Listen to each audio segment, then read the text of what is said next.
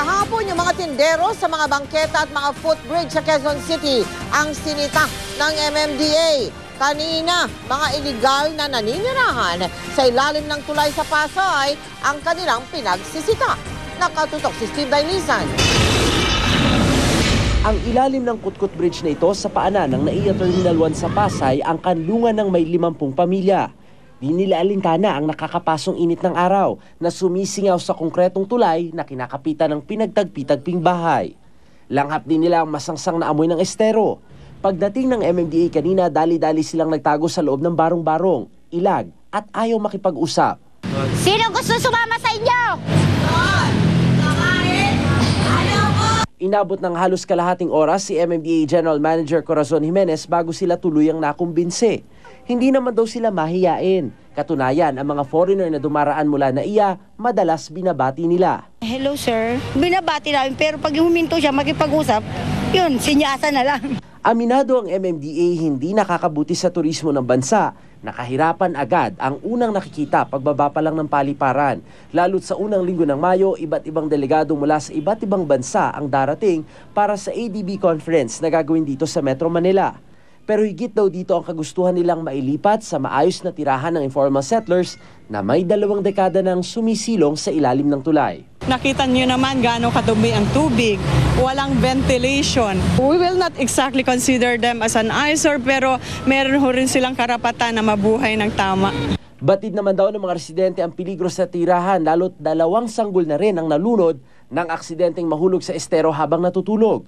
Tinitiis din nila kahit hinihika ang mga bata sa tindi ng init ngayon.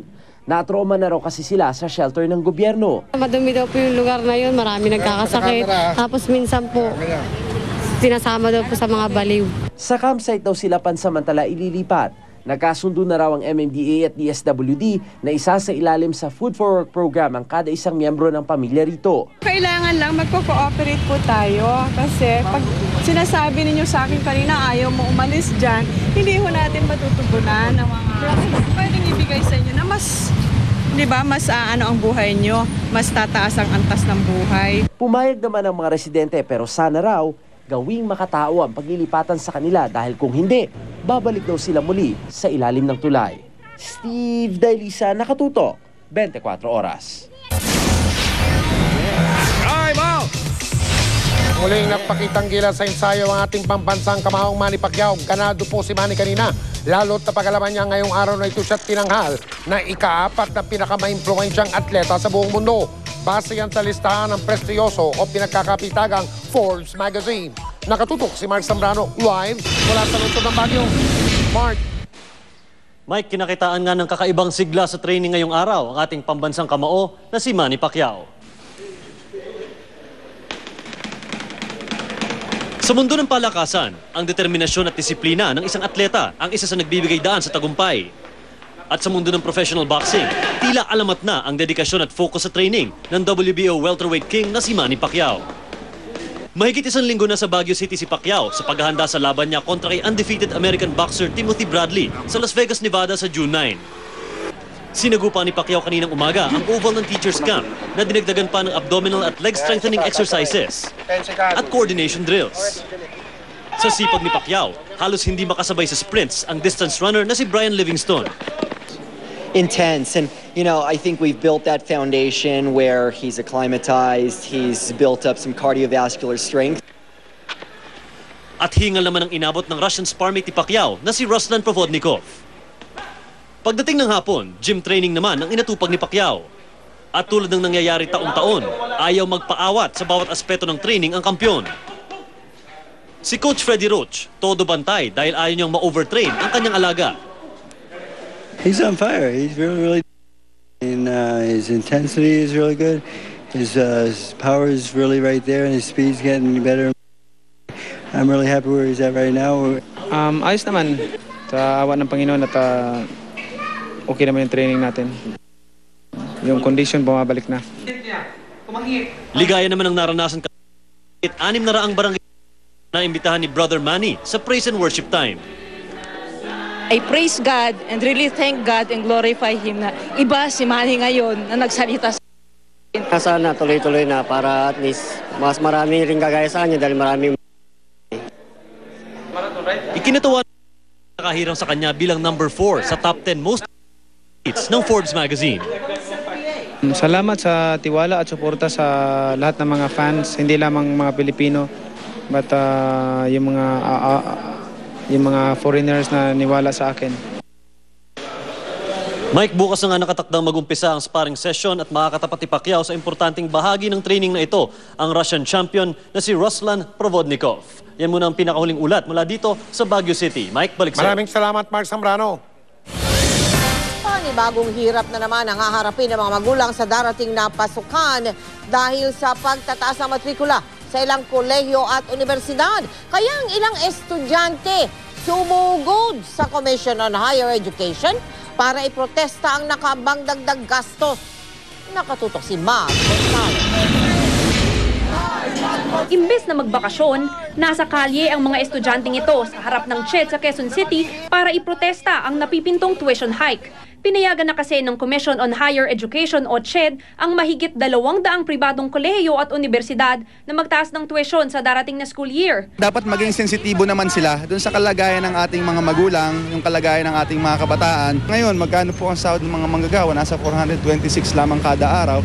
Paano po sila makakapagbayad ng mahigit 30,000 hanggang 40,000 sa matrikula? 10% o mga 41 pesos and 25 centavos daw ang average na madadagdag kada unit.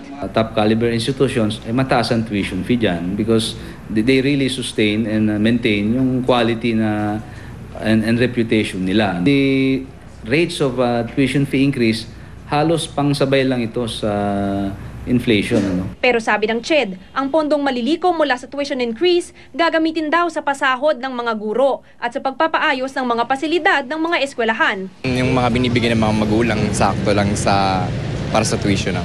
Kaya kung kahit maliit na porsyento lang yung taas, malaking bagay na sa amin. Hindi naman kami gano'n kayaman. Kasi may miscellaneous din. Yun naman kasi yung usually nagtataas pati yung tuition. Kaya parang unfair naman sa mga students. Pinakamalaki ang tuition increase sa NCR na aabot ng halos 80 pesos per unit. Kaya naman para makahatak ng mas maraming estudyante, ang ilang private schools katulad ng PSBA nangakong hindi magtataas ng tuition fee sa darating na pasukan. Sa hirap nga ng panahon, nakikisabay kami sa ng mga magulang na humihingi na huwag mo na mag-increase. Ikinatuwa naman ito ng mga magulang na nagpapaaral sa naturang eskwelahan. Makakatulong talaga kung walang increase. Mahirap ang panahon ngayon Kaya kailangan yung mababa talaga ang tuition dapat. May programa naman daw ang CHED sa mga estudyanteng gustong mag-aral pero hindi kayang magbayad ng matrikula sa kolehiyo. Magbibigay daw ang CHED ng scholarships hanggang 50 million pesos sa mga magagaling na mag-aaral. Mav Gonzales, Nakatutok, 24 Oras.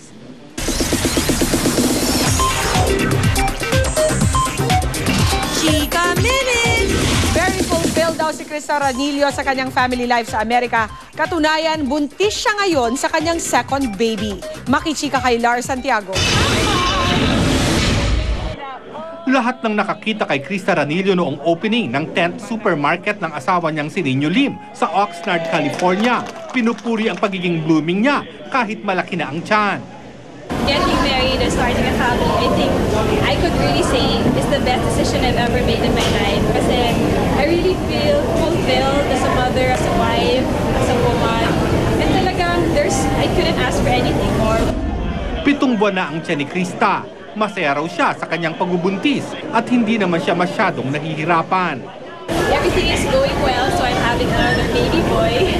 So si Nate po yan and it's gonna be good kasi at least 1 year and 3 months apart. Nag-decide na kami ni Nino, he's gonna be named Nolan Justin.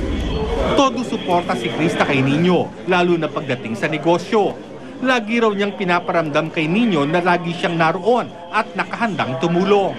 I help him with the food service business, so we're in charge of the hot, ng mga food to go. But more than that, in that aspect sa negosyo, I think it's more of the support that I give to him.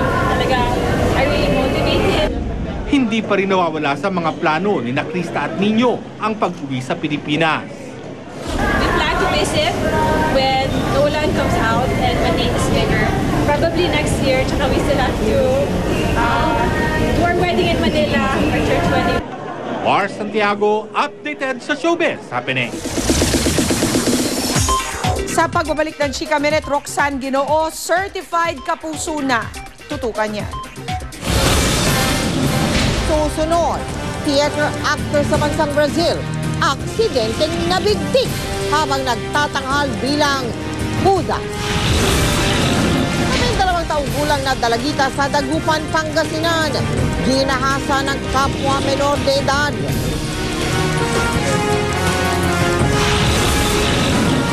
Kotse sa Paris sa bansang France. Ay, bakit sandal pinarada? Alamin natin yan sa pagbabalik ng 24 oras. Showdown